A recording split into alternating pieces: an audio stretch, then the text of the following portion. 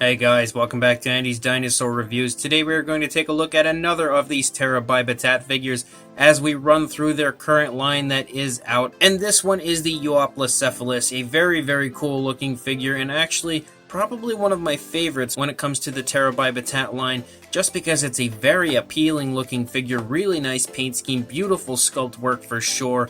Definitely a really nicely done figure, and it's of a species that you don't see get figures too often, so that's always a huge plus as far as I'm concerned as well. Definitely quite the looker, I will say. So let's go ahead, we'll get a closer look at it right now. So starting up here at the head sculpt, you can see that it does have a very nice appearance as far as the skin texture goes.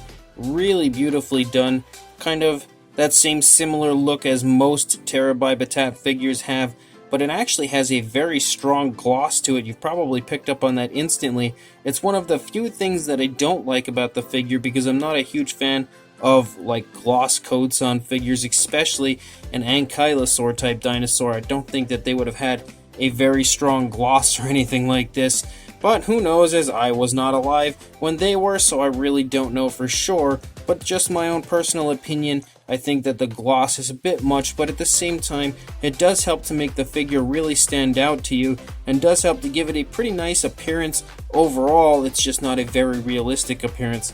But if we look up here at the head, it's primarily like this grayish blue coloration, and then it transitions to like a brown around the mouth, which I believe would just be the beak area, but it kind of appears as though maybe it transitions to that color a little too early to be considered the beak. You can see inside the mouth there, you've got the tongue sculpted out in there. It's just a little too hard to see, but it does appear to be pretty nicely painted. You've got the nostrils up here on the head. The eyes are a little bit sloppy as far as the paint goes, but nothing too bad.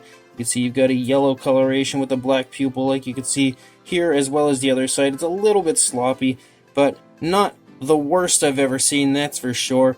And then as you start to come back into the neck area, you can see some of the plates in the armor starting to show up, the spikes and everything that kind of litter the dinosaur, and you can see that they are all colored with this kind of light tan type coloration, and it does look really nice, especially in contrast to this dark grayish blue type coloration that is the primary body color of the figure. It really helps to make all of this really nice armor kind of jump out at you and stick out at you, and I think that's one of the most appealing aspects of the figure, is just how beautiful those two colors look in comparison to each other. You can also see that as far as those spikes in the armored areas go, there is some really nice detailing within, lots of cracks and crevices, helping to give them a very realistic appearance. The overall texture of the body here is also really nice. Very beautiful scales all over the figure for sure. Gets to a very wide base here in the midsection of the dinosaur, and you can really take in all that beautiful scale work now. It looks fantastic. As we come down here to the underside, you can see the leg sculpt here on the front looks really nice, beautifully painted nails, along with some really nicely sculpted feet. You've got some more of those spikes that run down here onto the leg. You've also got the skin stretching off of the body right there. That looks really nice skin texture here as well. You've got some creases and everything in the skin. It looks really beautiful, and the paint application looks great as well. It's a very sudden transition between those colors, but the way it's applied is really natural. It looks actually like body color, not paint or anything like that, so it looks really good. Then you get back here into the rear leg. You can see the hip bone a little bit there. You've got lots of creases in the skin here of this rear leg. Very thick leg, beautifully thick thighs, and very nice muscle tone there in the calf region. There's the foot sculpt back here. It's a little hard to see because it's at quite an angle, but it does look nice. Nicely painted nails once again. Then we lead up into the tail. You've got lots of creases in the skin of the tail, and this brown coloration, this beautiful brown that is on the underbelly, becomes the entire primary color of the tail right here, and then it transitions to this very nice dark brown, that same similar brown that you saw on the beak area of the dinosaur, the mouth area, and it looks really nice as far as the club tail goes. It definitely was a very nice choice, helps to make the club tail jump out at you, and even the club tail itself has some very nice detail and sculpt as far as the overall skin texture within. The tail is actually at a pretty sharp turn, so it maybe is insinuating that it's taking a swing at a dinosaur to protect itself, and you can really see just how sharp of a turn that has, which does help to give it a very striking appearance. Honestly, it looks really cool. As we come over to this side, you can also see the neck stretching the skin right here, and it looks really good. You can see the neck kind of stretching out, maybe to insinuate the movement of the dinosaur throwing this tail at a predator, and also just in general the Euoplocephalus kind of looking over, trying to make sure that it sees what's going on, and you can really see all that skin texture and all the tensing of the neck and everything right there. Really nice sculpt work there. You can also take note to just in general the skin stretching off of this leg and bunching the skin up back here, as this leg is pulling the skin quite violently, honestly. So that looks really good also. I think this figure could look incredible with a wash on the spikes and everything of the body. It would bring that detail out really well and look quite amazing. Even in the creases of the stomach region, I think it could do wonders for that as well. You can also see some of the skin stretching off of the rear leg a little bit. Once again, the very large, very thick thigh muscles right there. Very large calf muscles as well. We get down into the feet. You can see the foot sculpt looks really good once again. And then we come back to this tail. Lots of creases in the skin again.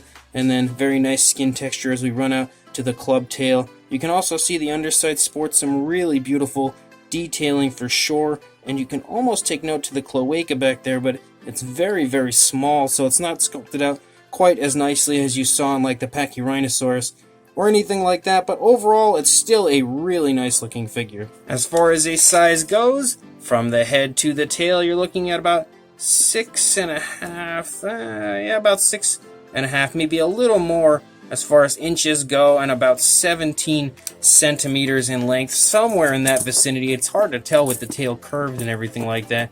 As far as a height goes, I'd say about 2 inches or about 5 centimeters, somewhere in that range. For a size comparison, there is Mr. Papo T-Rex, the Metallotac Pachylovosaurus, and Robert Muldoon there next to the Euoplocephalus. And you can definitely see next to each of those figures that, once again, just like the Stegosaurus actually, the Euoplocephalus is in a similar size range to an Attack Pack figure, so it's very nicely sized, much smaller than most figures, but that helps to fit into any collection quite easily. Definitely won't take up too much room, so it's a good choice whether you have a lot of room or you don't have much room. Regardless, it's a very nicely sized figure. So this Terra by Battat Euoplocephalus is a really nice looking figure of a species that we don't get too many figures of, which is something that Terra by Battat has done a pretty good job with, is producing figures that aren't so common, the species that you don't see getting made every single day. They do, more often than not, go for the more obscure species. Now, I wouldn't really say obscure, but just kind of underrated, I guess I could say. Species that you just don't see get figures too often, and it is really nice to see them get made by the Terra by Battat line. The line really is fantastic. I've been a huge fan of it for many years.